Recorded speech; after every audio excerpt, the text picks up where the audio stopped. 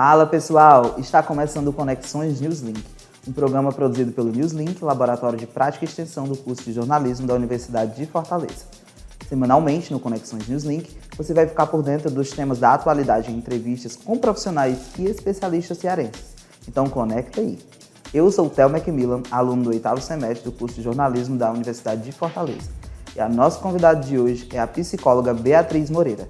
Beatriz é psicóloga infantil e da adolescência, formada pela Universidade de Fortaleza e pós-graduada em Desenvolvimento Infantil na Primeira Infância pela Unicristos. Beatriz, seja muito bem-vinda ao Conexões Newslink, é um prazer lhe receber aqui. Muito obrigada. Bia, o nosso tema de hoje é psicologia infantil, tá? E eu queria saber como saber se o nosso filho precisa ou não de psicólogo. Bom, hoje, baseado em todas as informações que a gente já tem na internet, levando em consideração que hoje os pais buscam muitas essas informações, têm esse acesso, os motivos pelos quais as crianças chegam ao psicólogo costumam ser motivos baseados em diagnósticos que hoje são muito comuns, como o autismo, né? Então, alguns sintomas eles já são bem conhecidos pelos pais, conhecidos por pessoas leigas, e geralmente esses sintomas é o que levam os pais a procurarem um acompanhamento psicológico. Mas muitas pessoas não sabem que existem outros motivos pelos quais as crianças vão ao psicólogo, por exemplo, aspectos baseados em separação, crises familiares, outros sintomas, terror noturno, ansiedades no geral. Então, hoje são diversos os motivos pelos quais a gente pode iniciar um acompanhamento psicológico infantil, né, para além do que já é conhecido. Bia, a gente sabe que as crianças estão suscetíveis a alguns transtornos. O que os pais devem ficar atentos? Bom, esses sinais, né, que eu comentei, que eles são muito acessados hoje na internet, como, por exemplo, questão do contato visual, né, dificuldade do contato visual, o andar na ponta dos pés, são sintomas que eles são muito atribuídos ao transtorno do espectro autista, né, o TEA, e esses sinais, eles são muito falados, eles se popularizaram muito, mas existem outros aspectos, né, que não são comentados, como, por exemplo, crianças que choram demais, crianças que choram de menos, crianças que não choram quando se machucam.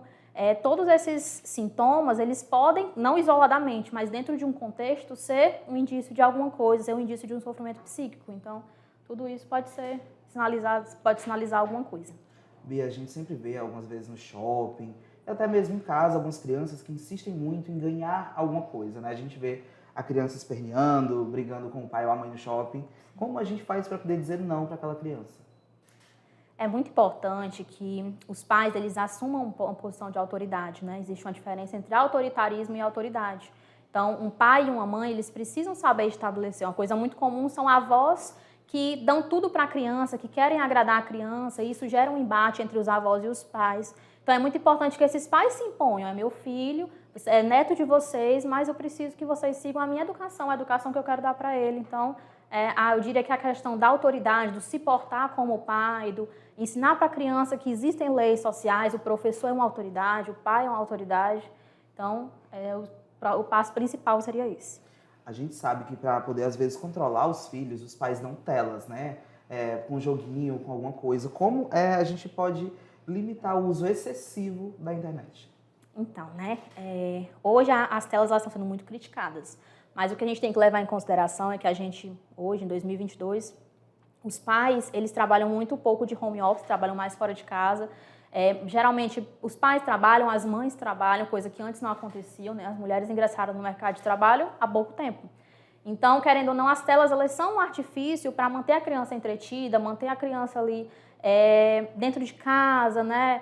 Então, as próprias casas hoje são casas muito menores, apartamentos muito menores, diferentes de antes, onde você podia sair, brincar na rua, ir em um parquinho onde não era tão perigoso, uma pracinha que não era tão perigosa. Então, a gente tem que entender também onde é que essa tela entra. Essa tela entra como uma ajuda, um auxílio para os pais, né? Então, é importante que a gente, se vai tirar essas telas, a gente precisa ocupar essa criança de alguma outra forma. Então, atividades, colocar em tempo integral na escola é alguma estratégia que os pais gostam de aderir, sair para passear em parques, em pracinhas, né, em ambientes que ela possa ter esse lazer. Bia, a gente vai para um rápido intervalo e a gente volta já já, falando também um pouco sobre a escola.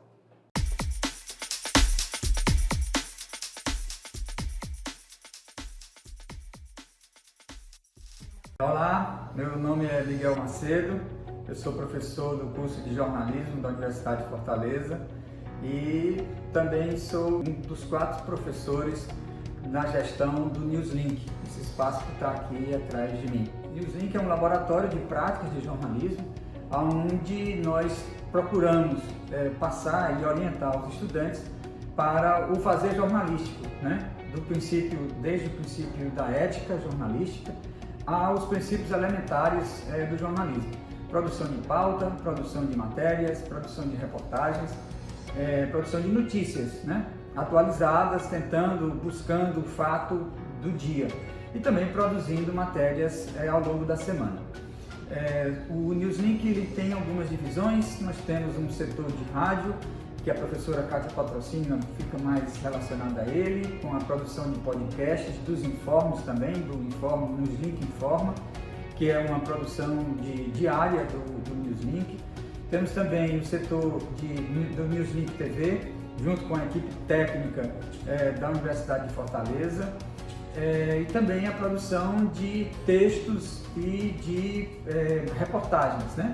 Tanto no âmbito da universidade quanto na própria cidade de Fortaleza, né? Então é um momento em que os estudantes têm o espaço como uma redação totalmente integrada, né? E isso é o que o mercado de trabalho pede, o que o mercado de trabalho espera de um curso de jornalismo no padrão hoje no país. E o curso de jornalismo da Universidade de Fortaleza atinge esse patamar de exigência do mercado de trabalho.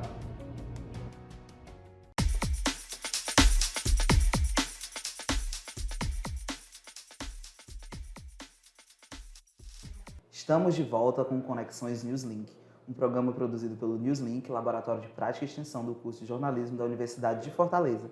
Estamos recebendo hoje Beatriz Moreira, que é psicóloga infantil e da adolescência.